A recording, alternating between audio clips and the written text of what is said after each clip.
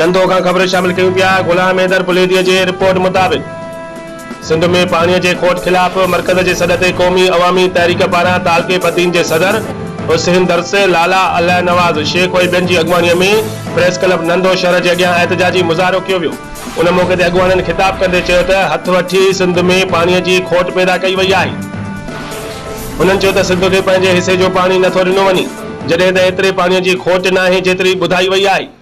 उन्हनि चयो त उन खां सवाइ जेको पानी अचे थो उहो मुंद वारा चोरी करे वञनि था ऐं टेल में जानवर, इंसान, पखी, पखण पीअण जे पानी लाइ परेशान आहिनि ऐं करबला वारो माहौल पैदा थियल आहे।